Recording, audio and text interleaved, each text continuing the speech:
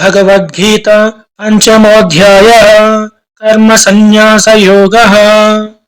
ఈ అధ్యాయం కర్మ సన్యాస మార్గాన్ని కర్మయోగ మార్గంతో పోల్చి చూపుతుంది.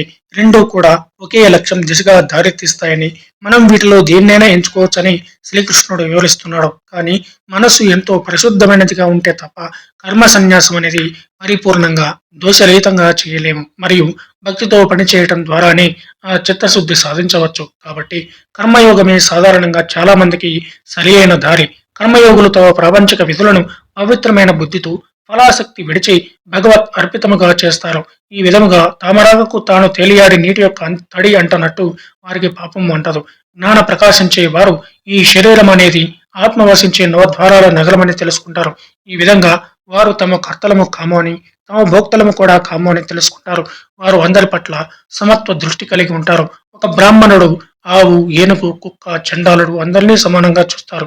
అటువంటి నిజమైన జ్ఞానులైన జనులు దోషరహితమైన దైవీ గుణాలు పెంపొందించుకుంటారు మరియు పరమసత్యమైన స్థితులై ఉంటారు. ప్రాపంచిక జనులు ఇంద్రియ వస్తు విషయముల నుండి వచ్చే సుఖాల కోసం ఎంతో శ్రమిస్తారు.